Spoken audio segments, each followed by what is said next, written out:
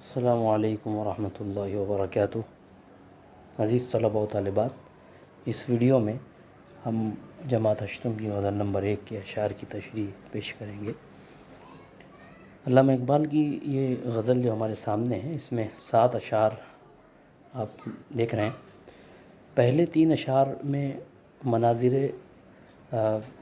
فطرت اور مناظر قدرت کو بیان کیا گیا ہے، یعنی قدرتی مناظر کی جھلک پیش کی گئی، جبکہ بقیہ اشعار میں آخری کے 3 اشعار جو ہیں اس میں من کی دنیا، دل کی دنیا اور تن کی دنیا یعنی جسم کی دنیا، ان دونوں کا فرق بیان کیا گیا ہے، ان دونوں کے درمیان ان دونوں کا موازنہ پیش کیا گیا ہے۔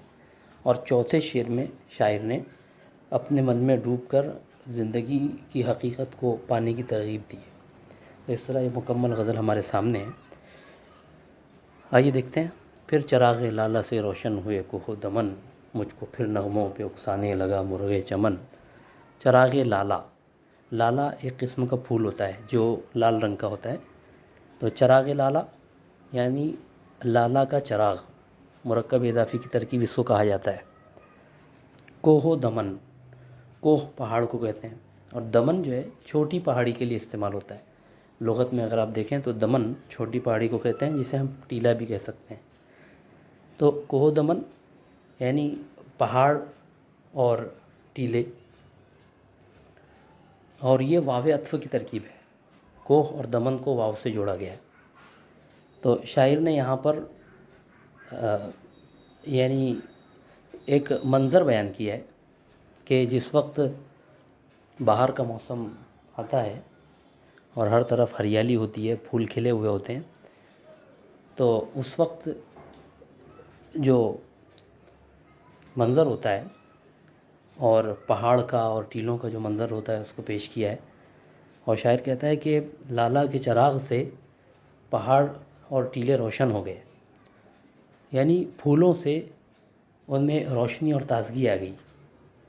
جس طرح چراغ سے اندھیرے جو ہے اندھیروں میں روشنی ہو جاتی ہے اور روشن کر دیتا ہے، جس جگہ وہ چراغ جلتا ہے اس جگہ کو روشن کر دیتا ہے، بالکل اسی طرح سے لالہ کے پھول نے، یہاں لالہ سے مراد جو پھول جو پہاڑوں میں کھلتے ہیں، تو ان پھولوں کے چراغ سے پہاڑ اور ٹیلے روشن ہو گئے۔ اور شاعر کہتا ہے کہ مجھ کو یہ موسم بہت پسند ہے، جب باہر کا موسم ہوتا ہے اور ہر طرف پھول کھلے ہوئے ہوتے ہیں اور پہاڑ اور ٹیلے ایک خوشنما منظر پیش کرتے ہیں، تو شاعر پھر یہ کہتا ہے کہ مجھ کو پھر نغموں پہ اکسانے لگا مرغ چمن۔ ایسے موسم میں اور ایسے پربہار نظارے میں مجھ کو بلبل جو ہے وہ نغموں پہ اکسانے لگا۔ اردو شاعری میں بلبل کا استعمال بہت کیا جاتا ہے، عاشق کے استعارے کے طور پر اس کو استعمال کیا جاتا ہے، یعنی پھول کو معشوق تسلیم کیا جاتا ہے اور بلبل کو عاشق کے استعارے کے طور پر پیش کیا جاتا ہے۔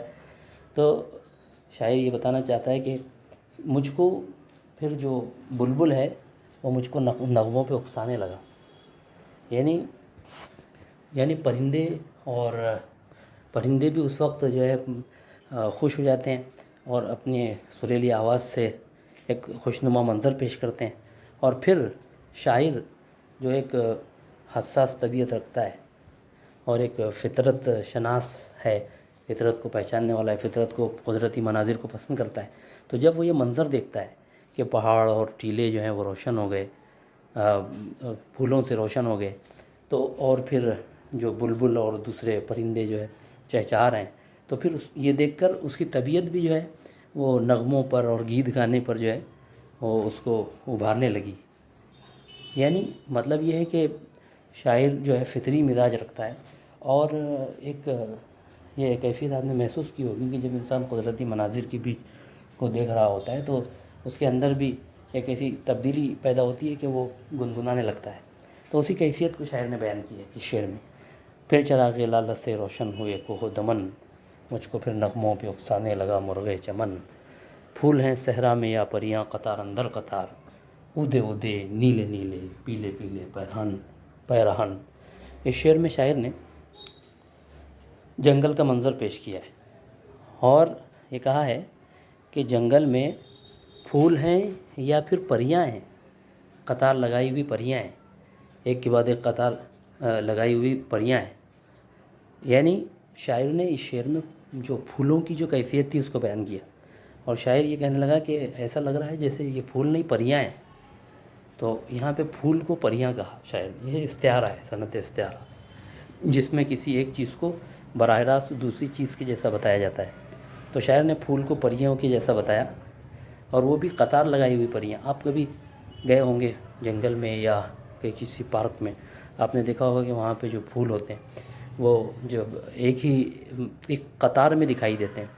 تو شاعر اس کو دیکھ کر یہ کہنے لگا کہ یہ پھول ہیں صحرا میں یا پریاں قطار اندر قطار، کہ صحرا میں پھول کھلے ہوئے ہیں یا قطار ایک ترتیب سے قطار لگائی ہوئی پریاں وہاں پہ کھڑی ہوئی ہیں۔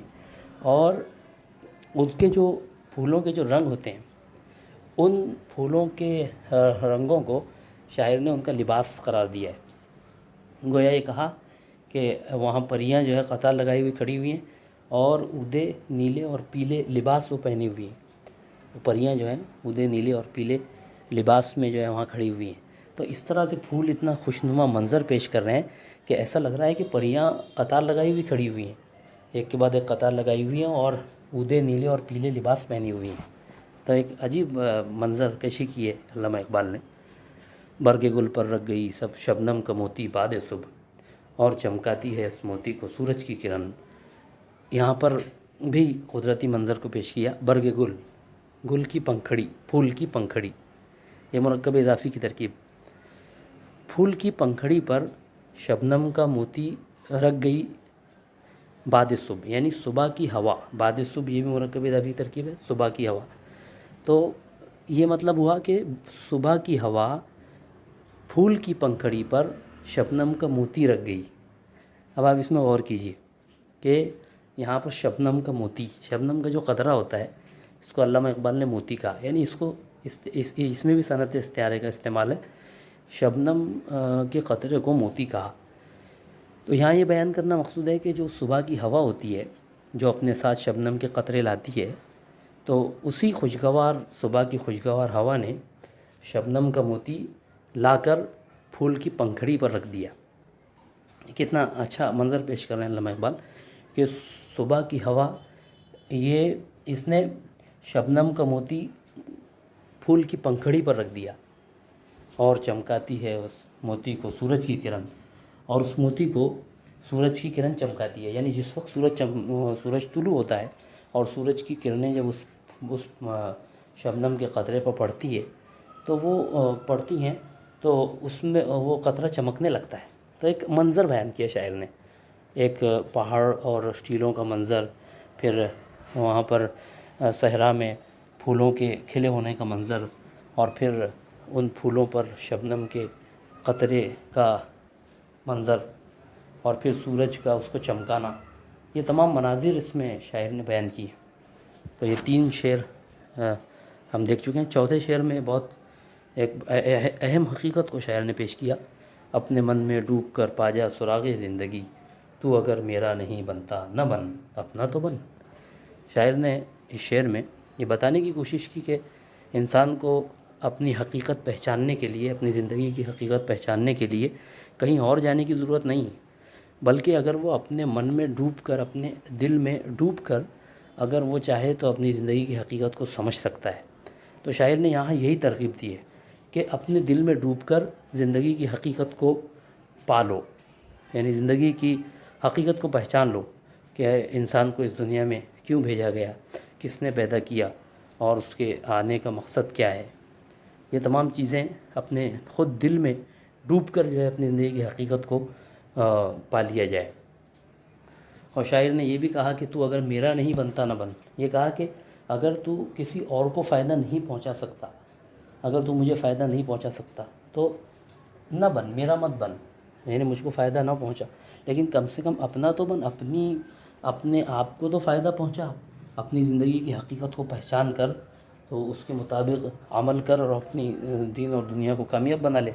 تو بہت اچھا شعر شاعر نے پیش کیا کہ اپنے من میں ڈوب کر پا جا سراغ زندگی، تو اگر میرا نہیں بنتا نہ بن، اپنا تو بن، من کی دنیا سوز و مستی جذب و شوق، تن کی دنیا سود و سودا مکر و فن۔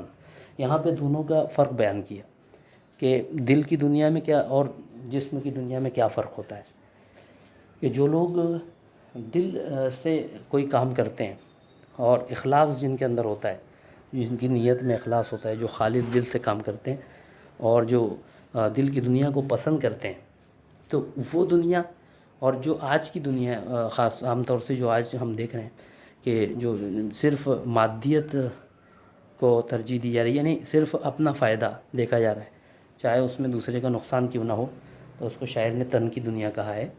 تو ان دونوں میں فرق بیان کیا۔ شاعر کہتا ہے کہ جو دل کی دنیا ہوتی ہے، وہ دل کی دنیا سوز و مستی اور جذب و شوق ہوتی ہے۔ اب سوز و مستی کسے کہیں گے؟ سوز کہتے ہیں تکلیف کو، درد کو۔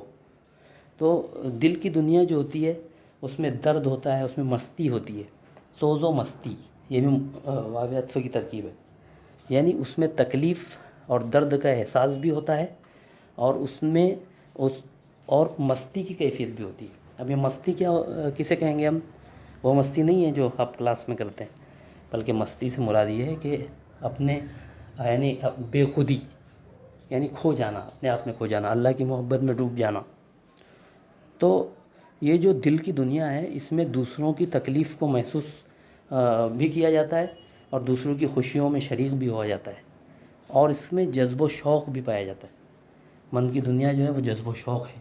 جذب کسے کہتے ہیں؟ کشش، کسی کو اپنی طرف کھینچنا۔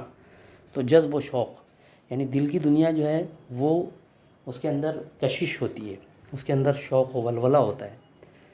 وہ صرف ایک مشین کی طرح نہیں ہوتی، بلکہ اس میں دوسروں کے درد کو محسوس کرنے کی کیفیت بھی ہوتی ہے، دوسروں کی خوشیوں پر خوش ہونے کی کیفیت بھی پائی جاتی ہے، اس میں محبت بھی پائی جاتی ہے، اس میں خدمت خلق کا جذبہ بھی ہوتا ہے، دوسروں کی خدمت کرنے کا جذبہ بھی اس میں پایا جاتا ہے۔ تو من کی دنیا جو ہوتی ہے، جو دل کی دنیا ہوتی ہے، وہ دوسروں کی تکلیف کو محسوس کرتی ہے، دوسروں کی خوشیوں کو محسوس کرتی ہے، جس میں جذبہ اور شوق پایا جاتا ہے، جس میں کشش ہوتی ہے۔ اور جو جو جسم کی دنیا ہوتی ہے، تو وہ جسم کی دنیا صرف نفع کمانا ہے، سود و سودا، سود اور سودا، یعنی اپنا نفع کمانا۔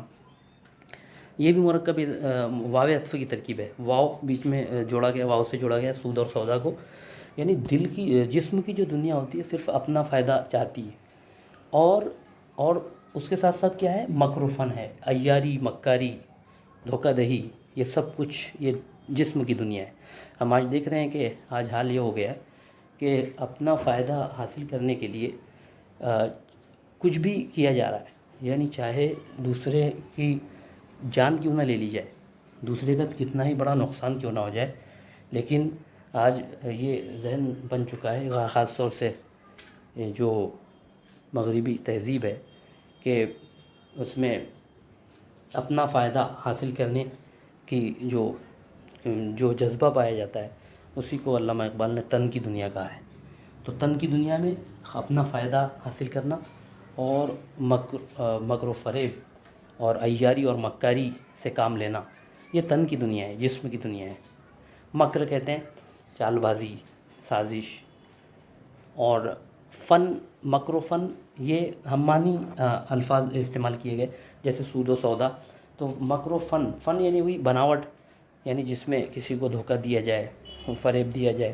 تو مکر و فن یہ ہم معنی الفاظ کی جوڑی ہے جو واو عطف کے ساتھ جوڑی گئی، ویسے سود و سودا بھی۔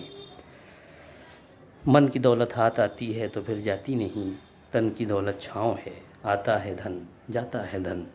شاعر نے دونوں کا نتیجہ بھی بیان کیا کہ سن لو، وہ لوگ جو من کی دولت جن کے پاس ہے، تو وہ سن لیں کہ من کی دولت جب ہاتھ آتی ہے تو پھر جاتی نہیں ہے۔ ایک بار جب کسی کو من کی دولت کسی کے ہاتھ لگ جاتی ہے، کسی کو وہ روحانی خوشی میسر آ جاتی ہے، روحانی دنیا سے وہ واقف ہو جاتا ہے، تو پھر وہ دولت اس سے جاتی نہیں ہے۔ اور تن کی جو دولت ہے، جو مادیت ہے، صرف اپنا فائدہ حاصل کرنا ہے، جو جسم کی دولت ہے، یہ تو چھاؤں کی طرح ہے۔ اور یہ جو دھن ہے، یعنی یہ روپیہ پیسہ دولت ہے، یہ تو آتا جاتا رہتا ہے، آتا ہے دھن جاتا ہے دھن، یعنی جو جسم کی جو دولت ہے وہ چھاؤں ہے، اور جو دھن ہے، جو مال ہے جس کے لیے یہ سب دھوکہ دیا جاتا ہے، یہ آتا جاتا رہتا ہے۔ تو شاعر نے یہاں تن کی دولت کو چھاؤں کہا ہے، یہ بھی استعارہ ہے۔ تن کی دولت جو ہے وہ چھاؤں ہے، جس طرح چھاؤں آتی جاتی رہتی ہے، ویسے ہی جو روپیہ پیسہ اور دولت ہے یہ بھی آنے جانے والی چیز ہے، ٹھہرنے والی چیز نہیں ہے۔ اور آخری شعر میں بڑے پتے کی بات کہی، پانی پانی کر گئی مجھ کو قلندر کی یہ بات۔ عقلمند شخص قلندر، جو دنیا اور دنیا سے بے رغبتی اختیار کیا ہو، جس کو دنیا سے کوئی دلچسپی نہ ہو، تو اور پانی پانی کرنا محاورہ ہے، شرمندہ کر دینا۔ مجھ کو ایک عقلمند شخص کی اس بات نے مجھ کو شرمندہ کر دیا۔ کون سی بات کہی تھی اس نے؟ تو جھکا جب غیر کے آگے نہ من تیرا نہ تن، کہ تو اگر کسی غیر کے آگے جھکے گا، یعنی اللہ کے علاوہ کسی اور کی تعظیم کرے گا، عبادت کرے گا، اب درجہ تعظیم کرے گا، عبادت کرے گا، تو جب تو کسی یعنی گویا شرک کرے گا، دوسرے الفاظ میں ہم کہیں کہ تو جب اللہ کے ساتھ کسی کو شریک ٹھہرائے گا، کسی کے سامنے جھکے گا، تو یاد رکھ اس وقت نہ تیرا من رہے گا، یعنی دل تیرا رہے گا، اور نہ جسم تیرا رہے گا، یعنی تیرا اس زندگی سے، اس دنیا مطلب تیری یہ زندگی کسی کام کی نہیں ہے، اور تیری یہ زندگی تجھے کوئی نفع نہیں پہنچا سکتی، نہ دل تیرے کام کا رہا اور نہ جسم تیرے کام کا رہا۔ تو یہ پوری تشریح آپ کے سامنے پیش کی گئی۔ آپ چینل کو سبسکرائب بھی کیجیے، اور دوسرے طلباء و طالبات تک بھی اس کو پہنچائیے، تاکہ سب اس سے مستفید ہو سکیں۔ السلام علیکم ورحمۃ اللہ وبرکاتہ۔